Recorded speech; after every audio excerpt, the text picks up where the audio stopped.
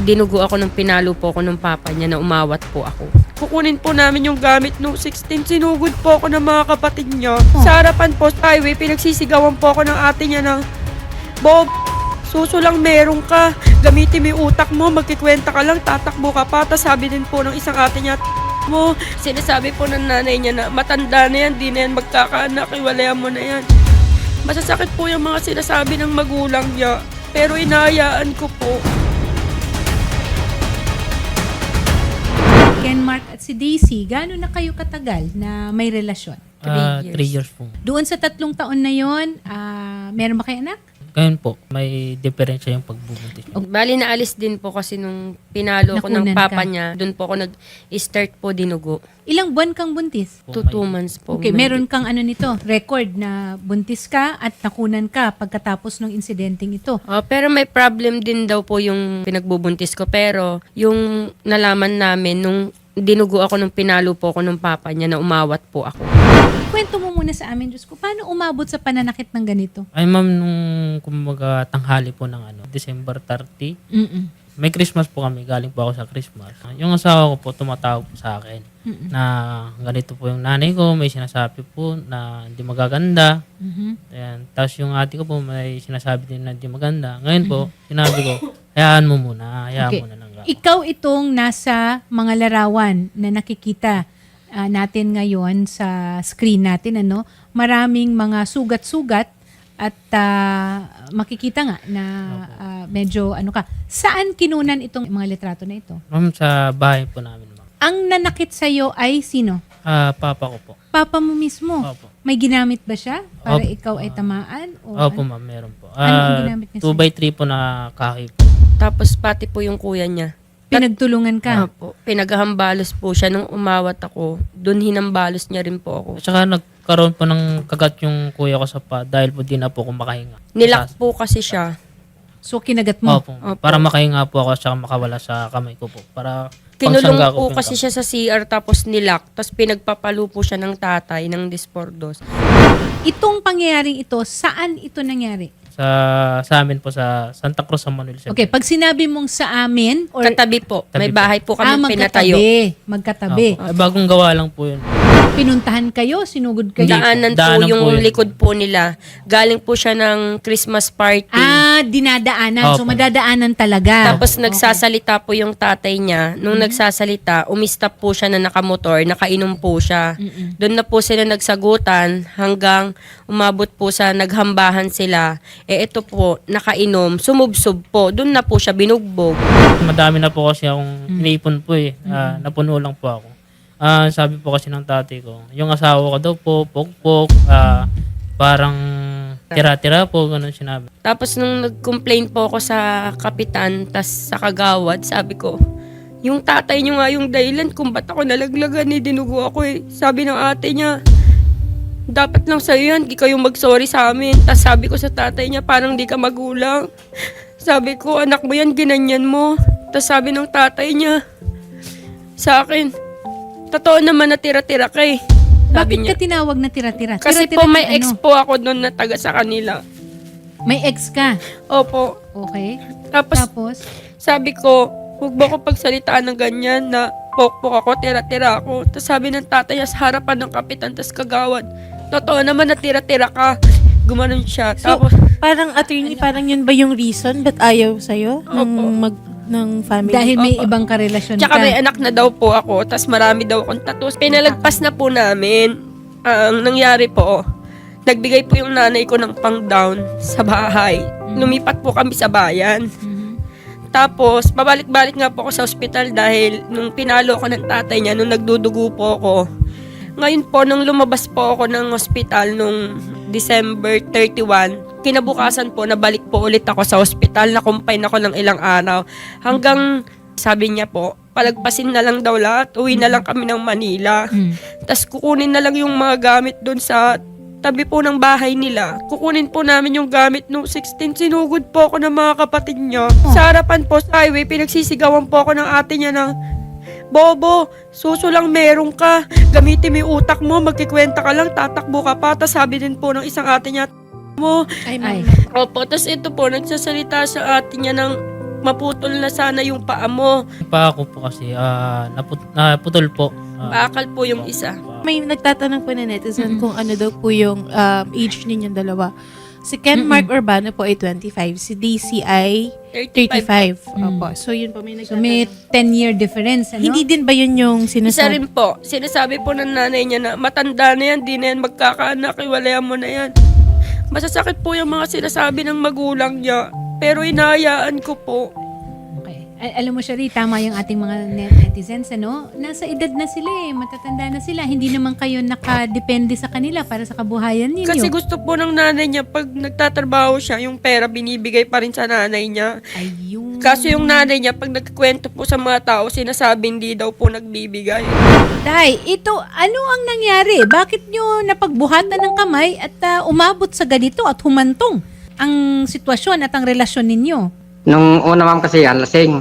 Nagsisikaw na ako, pinagbibit na papatayin kami. Ang kuya niyang una niyang tinutok sa kaawayin. Nung umuwi sila. Papatay ko kala dyan. Sabi niya na magkakasimbahay. Mm. Pero nung lumabas ako, kasi baka awayin yung kuya niya.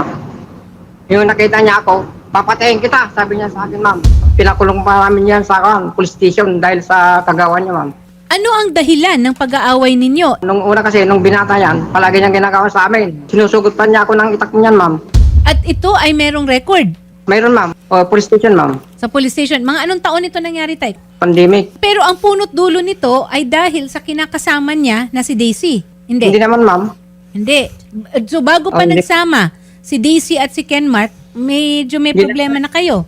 Ginagawa niya palagi. Pati ina niya, sinusuntok niya. May katunayan, ma'am. Yung pinakulong namin dahil sa gagawa niya, ma'am.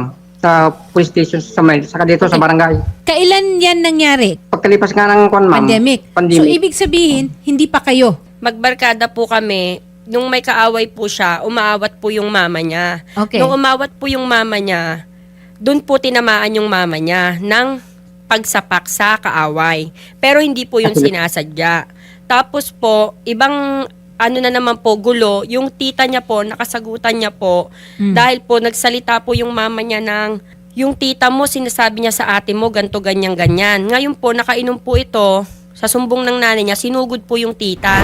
Ken Mark, nung kabataan mo ba, mahilig ka o nasasangkot ka sa basagulo dahil sa tropa? Ma'am, dahil lang din po kay nanay ko, ma'am. Kasi gumagawa po yung nanay ko ng mali-mali na kwento, ma'am. Masakit kasi sa damdamin ko, ma'am, na yung magulang ko po, kinakala po sa baryo namin na adik ako, may record ako, ma'am. Tapos nung bata ako, ma'am, yung tatay ko, sinusunog po yung damit ko, ma'am. Ikaw ba ay talagang may record na Eto po, gumagamit? ma'am. Wala Wala po, po. ma'am. Pati dugo niya po malinis. Katulad ng sinasabi nila, may record daw po sa pulis. Wala naman po.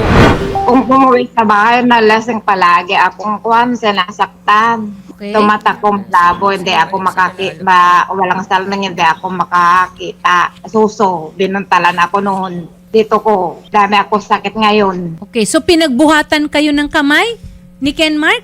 Opo, Okay, at ito ba ay inireklamo ninyo sa barangay o sa kapulisan? Sa barangay po, ma'am. Pagkakamag-anak po sila, ma'am. Meron po. Kasi hindi po sila gumigit na, ma'am eh. Sige po, pag-antayin niyo po sila, pagsalitain niyo po. Ay, Kapitan Tirso Dolor, magandang hapon po. Magkamag-anak nga ba kayo ng mga urbano? Hindi po. Ay, wala po. Taga Pangasinan po sila. Ako taga Isabela. Kap, may record nga ba itong si Ken Mark dyan sa inyo? Yes, ma'am. Yes, ma'am. Pakita po. Kailan yung mga ano na yan, yung reklamo na yan? Mga 2024, 25, ma'am. Mga record po. niya. Okay, Talagang, nanggugulo sa bahay nila kaya pinapatawag ng mga magulang niya. Ano po ang Parang- punot dulo? Bakit po nagkakaroon ng ganyan? Pag nakainom lang yan, pagka nakainom, Pag nakainom. wala sa kanila. Nagwawala yan, ma'am. Kaya nagsusumbong yung magulang nila sa akin. Kap, siguro meron naman tayong mga ano dyan, ano, yung records or Ewan ko, records. ma'am. Wala. Mayroon pa tayong pan ngayon. Ewan ko kung may mga file pa kami ngayon, ma'am. Wala silang Kasi may yung mga pakita. pagbagyo-bagyo. Pero kaya po ninyo na mag-issue ng affidavit kung sakasakali. Ay, yes, ma'am. Okay. Kaya sinasabihan na parang adik kasi nagwawala yan. Ikaw ba, Ken Yes, Mark, ma'am. ay umiinom talaga? Yes, ma'am, umiinom po. At alam mo naman na pag nakakainom ka, nawawala ka sa sarili mo. Ay, hindi po, ma'am. Kasi po, ma'am, Nung ma'am, pag umiinom po ako kasi nung nakaraan, nung matagal-tagal po kasi, sinanay ko po kasi, nagsusumbong ng mali-mali ma'am sa tita ko po. Ngayon po, yung ate mo, sinabihin ng auntie mo na pokpok siya, malandi. Ngayon po, nakainom ako ma'am. Siyempre, alam naman ng nanay ko na lasing ako, bakit niya isusumbong kasi ma'am. Okay. At saka po ma'am, sinisisi ako ng nanay ko nung pinanganak po ako na dahil po daw sa akin, naging bingi po siya. Kaya, Lagi pong galit. galaki pong galit sa akin. Oh no. O, Dapat sige, daw po medyo- pinatay na lang siya nung baby siya. Sabi po ng mama niya. Kailan yan sinabi sa'yo? Matagal-tagal na po, laging yun. Lagi pong galit. Kaya daw po siya naging bingi dahil simula nung pinanganak niya to. Kaya At pinagsisihan saka, niya daw bata po. pa lang ako ma'am, pinapalo na po ako ng tatay ko ma'am. Pati yung lalaki po kong kapatid, di po nakapag-aral dahil pinagpapalo ng tatay ko ma'am. Kevin, pang ilang anak ka? Pangalawa mo. Kevin, ano naman ang masasabi mo tungkol dito sa mga akusasyon laban sa iyo at sa mga magulang mo? Talaga pong lasanggero yun, ma'am. Nagbawala yan. Kayo ba ay handa pa na mag-usap-usap kayo doon sa barangay? Ginawa ko na po yun, ma'am. Makikipag-ayos ako sa kanila. Kaya nga po nagpatawag ako kay Kapitan. Nung 22, sinabi ko po kay Kapitan na magarap kami ng pamilya niyan. Kaso po, nung nagarap kami, nagsasalita po ako. Siyempre po, masakit sa akin yung nangyari sa amin. Nagsalita po ako sa tatay niya ng, namimili ka. Bakit? Ano bang estado ng anak mo sa buhay? Ilugar mo din, mahirap lang din kayo katulad namin. Bakit ka namimili? Hindi naman engineer yung anak mo, hindi rin naman polis. Tsaka bakit mo ako pinagsasalitaan ng pokpok ako at tira-tira ako? Ang sagot niya po, totoo naman, pero wala po akong narinig sa kanila na sorry. Tapos yung ate niya po, ang gusto pa po ng ate niya, kayong mag-sorry sa amin. Sila po yung may kasalanan, kami po yung magsasorry. Kapitan, na-witness mo ba itong usapan na ito? Ay, yes ma'am, yes ma'am. At totoo ba na gano'n ang exchange? Na tinawag siyang pokpok? Bali, ang nangyari ma'am, mayroon naman kaming kon dito. Wala lang kasi si sekretary kasi nasa Manila ngayon ma'am. Okay. Ewan ko kung may record siya kasi habang nagsasalita naman, naka-record naman lahat yun. Ito po, pero para hindi sa- po sinulat lahat ng sekretary yung pag-uusap sa barangay. Ayan po yun. Hindi si Kapitan ang kaharap ninyo? Kaharap din Kaharap. po siya. Okay, Kap, narinig niyo ba ito? Itong usapan na ito? Po yung Parang meron. wala namang ganong, kon ma'am, wala namang ganong... Sulat po ng sekretarya, pero wala pong sinabi yung tatay niya ng araw na yon. Wala pong sinabing ganon na pokpok po ako. Ako po yung nagsalita. Inopen ko po sa haripan nila Kapitan na sinasabi mo na pokpok ako at sinasabi mo na tira-tira ako. Ang sagot po ng tatay niya, totoo naman. Yun po, Okay. nakaharap po sila So, Kapitan. narinig niyo na pinatotohanan ng tatay? Parang wala namang ganong kon ma'am kasi pinagpipilitan lang na sinabihan siya ng pukpok. Pero wala sumagot namang- siya. Ang sagot po ng tatay niya, totoo naman, magkakatabi po kami noon. Magkakatabi po sila, pati po yung Okay. isang kagawad. Ganito ha. Pinagpipilitan niya na sinabihan siya ng pukpok doon sa video. Pero sabi naman ng ipag niya, wala akong kon. Ulitin mo nga yung video, iparinig mo sa amin kung mayroon akong nabanggit na pukpok ka, sabi niya. Pero ang alam ko, kunin lang yung gamit, tapos aalis na sila doon. Takot daw sila, baka naman harasin na naman sila. Pero Gamit. yung ate niya po, ayaw po ibigay yung rep hanggang kinausap po ni Kapitan na Ibigay ibigay. Tapos, yun po sabi ng ate niya, bayaran daw po muna yung 4K na inutang niya. So, kukunin ang mga gamit. Kung meron pa kayo na gustong ikaso, hindi na yan doon sa barangay. That now goes into a criminal aspect, including yung fact na nakunan ka. Kung nanakit ka nga talaga sa kanila o nagkaroon ng hindi magandang pangyayari, Po siya nanakit. magkakaroon ng proseso ito. Ha? Iba ang sayo, Daisy. Apo. Iba rin Kaya ang nga. tungkol kay Kenmark. Malalim ito siya rin. Depende na ito ngayon kung paanong i-appreciate ng kapulisan rin natin Apo. yung mga aligasyon ninyo. Napaka ano nito ha, selan. Opo. Kasi nakunan ka kung Apo. yun ang aligasyon. Pero sa ngayon, ang masusolve muna natin, kunin ang gamit. Sasamahan po namin kayo sa Isabela po na Apa. para magkausap-usap po. Siguro, ma'am, ang mas maganda po si Kenmark muna, gayon din yung kanyang nanay at tatay muna ang Apa. mag-usap. Apa. Wala ka muna, no? At kapag nagkapag-usap na sila, saka namin kayo pag-uusapin. Apo. Ngayon, pag wala talaga, ma'am, yun po, iaakit na po natin ang court yan. Apo. Pero yung sa mga gamit, ma'am, isa-settle din po natin para Apo. mabawi niyo po. Apo. Pero ang gusto sana namin dito kay Senator Raffy, ceasefire po. Wala pong parinigan sa Facebook, wala pong messages, wala pong magsisend ng any messages, wala pong panghaharas na gagawin, wala pong lalapit kay Kenmark, wala pong lalapit kay Sir Mario, wala po.